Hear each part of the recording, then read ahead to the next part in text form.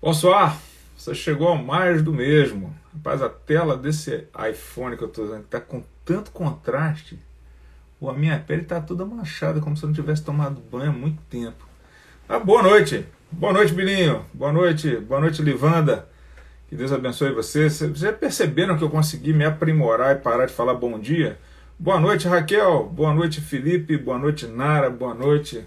Graça e paz, meus irmãos. Graça e paz, Livanda. Obrigado por lembrar que eu sou crente. Boa noite, Kelly, que Deus abençoe. Olá, olá você, lembra disso? Olá, que Deus abençoe vocês. Bom, você chegou ao mais do mesmo, que além de piadas ruins e analogias questionáveis, só existe para falar mais do mesmo livro, das mesmas doutrinas, do mesmo Jesus. A única novidade que a gente busca aqui é novidade de vida. Né? Então, chegou o Cristiano aqui também, Priscila chegou, Neidiana chegou também. Que Deus abençoe vocês, irmãos. Boa noite, boa noite. Espero que o dia de vocês tenha sido produtivo igual o meu. Eu fico feliz quando eu trabalho bastante e não fico tão cansado. Assim é melhor ainda, né? Às vezes eu fico cansado, mas é o cansaço do atleta, né? Não é o cansaço do escravo, é diferente. Então é isso aí. Gordo, fazendo analogia de atleta, deve soar mal a beça. Mas fica quieto. O mais do mesmo é sempre ao vivo, como você já sabe. Hoje, José Cláudio. Daqui a pouco a gente se vê, ou não, né? Não sei. Eu troquei uma mensagem com ele agora, tem um minuto. Eu cheguei a entrar um minuto atrasado por causa disso. O mais do mesmo é sempre ao vivo, como você sabe, direcionado primeiramente aos irmãos da ILPN, mas como está na internet, você é mais do que bem-vindo, né? Você é convidado nosso para estar aqui sempre que quiser. É como a Fátima Rocha, Deus te abençoe. Ariane, que Deus te abençoe também. E você para acompanhar toda sexta-feira, ó, de segunda a sexta-feira, às 18 horas e 2 minutos, que é o nosso horário aqui de Montreal, 19h02 no horário de Brasília. Esse 18h02, né, vem da tradição lá era 7h14 da manhã, né? A gente se remetia ao texto de 2 Crônica 7h14 e agora a gente se remete ao Salmo 18, versículo 2, para a gente se lembrar daquilo que o Salmo diz: o Senhor é a minha rocha, o Senhor é a minha fortaleza e o meu libertador, o meu Deus, o meu rochedo em quem me refugio, o meu escudo, a força da minha salvação e a torre, minha torre de proteção. Eu gosto desses pronomes pessoais porque dão pra gente uma certeza assim, de que Deus é pessoal, está conosco, né?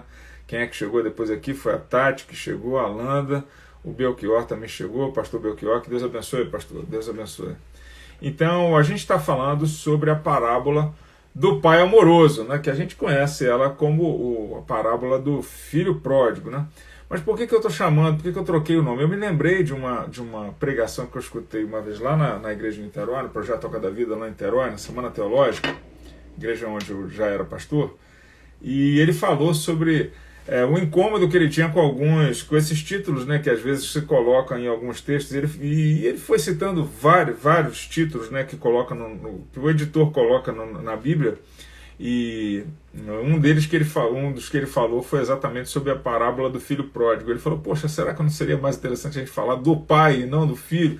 Qual é o destaque principal? Qual é a mensagem principal aqui dessa mensagem? Né? Então eu falei: bom, já dizendo qual é o destaque que eu vou dar, eu coloquei a parábola do pai amoroso. Deixa eu dar boa noite aqui também para o Manuel, IBSN 13, que chegou, Juliana, a Tati está respondendo, a Daiane também se juntou a nós.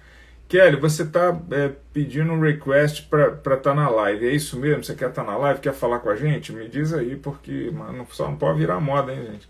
Mas me diz aí, que toda vez eu vejo assim, view request, mas eu nunca sei exatamente se é a Vera ou não. Deus te abençoe. É só para saber, né, que vai dar o espaço. Meu Deus do céu, tem que ser mais santo. Bom, vamos para a Bíblia, que eu estou falando muito bobagem. Vamos lá, Lucas 15, de 11 a 32. Pai do Senhor Jesus, Daiane. Eu estava em Saint-Jean-sur-Richelieu, infelizmente uma notícia triste me leva até lá, né? Fui visitar a Lúcia e o Sandro, porque o irmão da Lúcia, o Demerval, faleceu de um AVC ontem, né?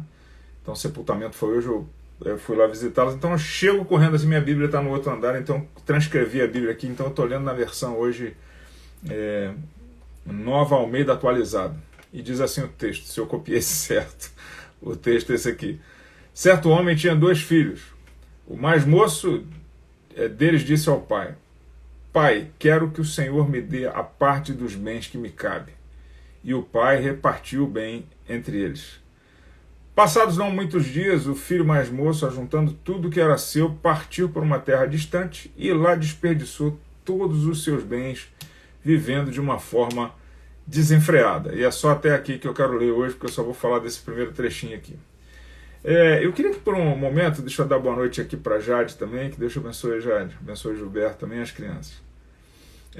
Eu queria que a gente parasse para pensar, se a gente tirasse todas as nossas travas morais, ou se a gente tirasse toda a nossa pseudo-moralidade, se a gente pensar só com os olhos da carne, se a gente enxergasse só pelos olhos da carne esse texto, pô, esse cara se deu bem, né, o jovem, né? Se o texto acabasse aqui, e se fosse uma história real, esse cara se deu bem, né? Ele tinha direito a uma herança, a gente já vai falar um pouquinho da herança, ele tinha direito a uma herança, ele chega para o pai, a ideia do texto é que ele insiste com o pai, como a gente já vai falar de novo, e ele fala assim, me dá o dinheiro aí, me dá um dinheiro aí que eu quero gastar esse dinheiro logo, assim, é o melhor dos mundos, né? Você está com seu pai ainda ali, e vai sair para fazer o que você quiser. É lógico que vai passando os anos, você começa a ter menos desejos desse tipo. Mas eu fico imaginando, a primeira vez, eu não me lembro mais, mas eu fico imaginando, a primeira vez que eu tenho lido esse texto, eu devo ter falado assim, pô, até que eu queria isso aí, tá ruim isso aí, parece bom demais, né? Você ganha o dinheiro da herança, vai gastar em viva e vai fazer o que quiser, porque tem um dinheirinho bom, e parece que era um dinheiro bom, né? Pelo menos a parábola nos dá essa ideia, né? Ele parte e desperdiça todos os seus bens. Tirando esse adjetivo, né, dizendo que ele desperdiçou, já colocando um juízo moral aí, gastar dinheiro frouxo assim é fácil a beça. Eu lembro que uma vez, uma profetisa dessas aí, que já profetizou a volta de Cristo num sábado de 2007, eu trabalhava numa convenção religiosa, para não pontuar demais, e eu estava numa convenção, e a convenção era dia 7/7/2007. Eu falei pro pastor, meu amigo, eu falei assim, cara, olha só, Jesus vai voltar sábado, vamos pegar o cartão e vamos detonar, cara, que vai acabar, vamos usar o limite esse limite mágico do cartão todo. Deixa eu dar boa noite para Fabiano. Então é dessa maneira que eu tento tentar olhar para esse texto, para imaginar a alegria, a excitação que esse jovem saiu na parábola, ele não existiu de verdade, né, para editar, para gastar essa grana. Então, assim, isso é para a gente ficar imaginando, para dar aquele gosto, tipo, isso parece uma coisa boa. Porque a gente já sabe o fim da parábola, né? Então a ideia é a gente tentar escutar como está escutando a primeira vez, e por isso eu estou falando esse monte de bobagem aqui. Boa noite, Livino. Então, quem vai ajudar a gente hoje nesse trechinho aqui é o Fritz Rienecker. Sabe Deus como pronuncia, meu alemão está meio enferrujado. Um pai de 2 filhos, ele eu não sei se essa palavra é boa, mas assim, o filho insiste e enche a paciência do pai, ele é instado, seria essa palavra que eu estou editando aqui. O filho enche a paciência do pai, pelo que dá a entender na parábola, o que Jesus está tentando provocar na mente das pessoas, para o pai acertar as contas com ele e dar a parte da herança. De acordo com esse comentador, né, que fez a pesquisa, e o direito de herança hebraico, que está lá em Deuteronômio 21:17, o primogênito tinha direito a 2 vezes mais, a parte do primogênito era 2 vezes maior do que os que nasceram posteriores a ele. Então, nesse caso, o filho mais velho é o herdeiro principal, e 2/3 da herança fica com ele, a parte do mais novo, 1/3 já quitado. Dona Noêmia chegou aqui também, meu filho Vinícius chegou aqui, olha que coisa boa, esse é meu filho, gente, Vinícius Correia, bonitão aí, né? Graças a Deus não puxou o pai, mas tá aí. Que bom, meu filho. Recebo. Deus te abençoe. Então, você é o filho mais velho, né? Tá se dando bem. Pronto, já entendeu o que a parábola fala, né? As piadas dele são iguais às minhas, tá, gente? É uma tradição de família. Facilmente, esse sentimento de que ele teria a parte menor, né, da herança, na cabeça das pessoas, porque isso não é uma história real, todo mundo vai pensar assim, tudo bem, era a menor parte da herança, né? Então, já que ele era o terceiro na casa do pai ali, depois do pai do primogênito, como herdeiro principal, o desejo dele era dispor dessa parte da herança. Então isso é para a gente tentar imaginar, né, de alguma maneira, como é que essa mensagem estava sendo contada, como é que as pessoas estavam tentando escutar. Eu falei ontem da dificuldade da gente escutar uma parábola, porque muita coisa se perde, né? Então, segundo esse comentador, o Fritz, que agora é nosso amigo Fritz, a posição na casa paterna potencializou seu impulso de autonomia. Então o pai atendeu o desejo do filho na parábola, entregando-lhe a parcela da herança. E eu queria que você notasse o seguinte, que até esse momento o pai não diz nada para o filho. No começo da parábola, o pai, conforme ele chama aqui, é o grande calado, né? Tatiana Martinelli, eu sou Eliana Silva, ok. Deve ser duas pessoas, né, na melhor das hipóteses. Boa noite para vocês. Então, assim, o pai não falou nada, né? O filho vai lá, enche a paciência do pai, o pai libera a herança e ele sai para fazer aquilo que todo jovem já pensou um dia, gastar dinheiro que nem um louco, sem que houvesse amanhã. Por que o pai não proíbe isso, né? Essa é a minha pergunta. Por que dessa maneira, por que isso não é proibido? Por que o pai não simplesmente dá uma ordem e diz assim, não vai ser desse jeito, não, você está maluco, rapaz, e dá aquele conselho moral, né? Bom, o Fritz diz pra gente, já íntimo, né? O Fritz diz pra gente que da mesma maneira que Deus permite silenciosamente, da mesma maneira que o Pai, Deus permite que a gente faça, ele fica silencioso para que a gente faça o que a gente quer um monte de vezes. Para pensar na sua vida e como isso tem a ver com a nossa vida, né? A gente vai, é aquela questão que falam sempre dos calvinistas, se você descobrir que é salvo para sempre, você vai fazer o quê, né? Aí o cara, se eu descobrir que eu sou salvo para sempre, eu vou cair na esbórnia, eu vou para a night. Bom, esse é um pensamento que possivelmente não se encontrou com Deus, né? Mas existe essa possibilidade mesmo. A pessoa vai, então, como eu estou com medo do inferno e a questão do inferno está resolvida, vai tudo pro agora que eu vi aqui o YouTube deu problema de novo, me desconcentra tanto, né? Como essa questão do inferno está resolvida, o cara vai lá, então tá bom, eu vou gastar a minha herança agora, eu vou tentar viver a herança na terra, né? A mesma coisa acontece com a teologia da prosperidade, né? Que nos estimula o tempo todo, ou pelo menos estimula aqueles que seguem, né? A tentar gastar a herança aqui na terra, né? Tá tudo resolvido em Cristo, então manda bala, vive aí como se não houvesse amanhã. O negócio é ficar rico e não ficar doente. Então, Deus poderia ter protegido, né? Protegido a gente, ou o Pai poderia ter protegido, mas eu quero mais falar de Deus mesmo. Deus poderia ter protegido a gente até do primeiro pecado, né? Pelo poder da graça. Mas Deus concede ao ser humano a liberdade. E eu não vou falar sobre livre-arbítrio aqui, porque não vai dar tempo, mas eu só queria dizer que essa liberdade é muito diferente de autonomia, né? Ninguém tem autonomia. Só Deus é autônomo, porque a gente, no mínimo, deve existência ao Senhor. Mas Ele nos dá muitas liberdades. E o texto que eu, conversando hoje à tarde com outra irmã, eu citei, foi aquele texto de Caim, né? Quando Deus fala com ele, eis que o pecado jaz à porta, eis que o pecado está aí pronto para acontecer, cabe a ti dominá-lo. Liberdade para pecar, liberdade para não pecar, sobretudo Adão e Eva, que tinham liberdade maior do que Caim, porque Caim já estava ali no mundo contaminado pelo pecado, né? Então, mas Deus concede ao ser humano essa liberdade. Isso é surpreendente e difícil de compreender, né, se a gente levar muito a sério. Visto, diz o Fritz aqui, visto que, de acordo com a vontade de Deus, o ser humano foi criado em liberdade para a liberdade, Deus permite ao ser humano que ele tome uma decisão realmente livre. E aqui eu vou assumir uma postura um pouco mais molinista, né, em relação à questão do pecado. Quem não sabe o que é isso não precisa se preocupar. Pablo Andrade chegou aí também, não tinha visto. Boa noite, meu irmão. Deus te abençoe. Então, Deus permite ao ser humano que ele siga nessa estrada que ele mesmo escolhe. Olha para a sua vida, né, lembra dela e pensa que um monte de problema que aconteceu na sua vida foi sua escolha. Ninguém te obrigou a agir daquela maneira.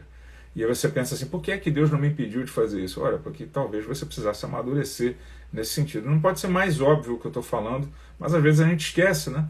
Como se de alguma maneira a gente esquece que a gente insistiu com Deus para viver da própria maneira, né? Todas as vezes que a gente negligenciou a sua palavra, todas as vezes que a gente ignorou os conselhos sobre santidade, a gente simplesmente meteu o pé no mundo e falou assim, não me ajuda, né? Nem me atrapalha, deixa eu viver minha vida e gastar minha herança aqui na terra. Chegou aqui a Rebeca também, a Leila. Oi, Leila, que Deus te abençoe. Eu não fui tão enfático com a Rebeca, porque eu vejo ela sempre. Leila não, viu o Jonatas ontem. E Rebeca, né? Boa noite, Oliveira PJ5. Gente, tem mães aqui que realmente me deixam assustar. Oliveira PJ5, que Deus te abençoe com esse nome bonito. E tio Paulo Davi chegou aqui também. Que Deus te abençoe, tio. Então, a gente se esquece, né, que às vezes o silêncio de Deus não quer dizer a aprovação de Deus. É tipo assim, já que ele não está me punindo, vou torrar minha herança logo aqui na terra. O assunto é mais ou menos simples, né? É curioso que ele só vai começar a pensar na besteira que fez, esse moleque safado, né, esse garoto nevado, esse garoto travesso. Oi, tio Marco, tudo bem? Esse garoto travesso só vai perceber o que fez quando as coisas começam a mudar. Enquanto ele está lá na vida boa, gastando dinheiro, ele está igual o rei da Night, né, que gastava não sei quantos mil, esqueci o nome que davam para ele. Karine também está aí, a família está toda aí, que bom. E dessa maneira a gente vive também, né? A gente, enquanto tem dinheiro, enquanto o crédito está lá, a gente sai gastando e a gente esquece de santidade, esquece de agradar ao Senhor, porque Ele não está fazendo nada, né? Achando que está tudo bem. Eu só queria terminar o dia de hoje dizendo o seguinte: se a parábola está correta, porque como é a palavra de Jesus está correta, Jesus está ensinando o seguinte, que uma hora essa conta vem, né? É o que a gente vai ler a partir de amanhã. Uma hora a conta vem e quando ela vem bate pesado. Bate pesado. É só, se você já tem cabelos brancos como eu, é só lembrar de várias histórias da sua vida aí e você fala assim, como eu podia ter evitado muita coisa. João Paulo Espírito Santo Oliveira, quer dizer, é o PJ5, João Paulo Espírito Santo Oliveira, amigo do pastor Cledemir de Patinga, seja muito bem-vindo. Oliveira PJ5, João Paulo Espírito Santo Oliveira, amigo do pastor Cledemir de Patinga, Minas Gerais, Brasil. Que Deus te abençoe, cara. Seja muito bem-vindo aqui, tá bom? A gente aqui é informal, mas não é de respeitoso, não. Fica tranquilo. As piadas são ruins. Então, uma hora o crédito vem, uma hora a conta vem, né? O crédito acaba e a gente... O que a gente faz? Será que tem um caminho de volta? E esse pai amoroso, calado, qual é a postura dele? Você pode ler o texto e acabar com a curiosidade, mas eu vou fingir que você nunca ouviu falar dessa história e vou contar ela fracionada assim para gerar aquela ansiedade no coração, né? Quem sabe você se identifique com esse menino. Foi esse o primeiro exercício que eu pedi, se colocar no lugar do filho, né? Se colocar no lugar do pai e se colocar no lugar do filho mais velho também, que tinha direito a 2/3 da herança, igual meu filho Vinícius aí. Tá cheio de herança, meu filho. Pô, minha mansão no céu, você precisa ver. Tá uma coisa linda, não é que tá ruim. Que Deus abençoe vocês. Eu tenho já um encontro às 6h30, a 15 minutos de distância, ou seja, é impossível que eu esteja lá, eu já vou chegar atrasado. E amanhã a gente continua falando um pouquinho mais desse pai amoroso que, calado, deixou que a gente exercesse as nossas liberdades, mas não se esqueceu de nós. Então, sigamos firmes com a bênção de Deus. Até amanhã, se Deus quiser, irmãos. Paz.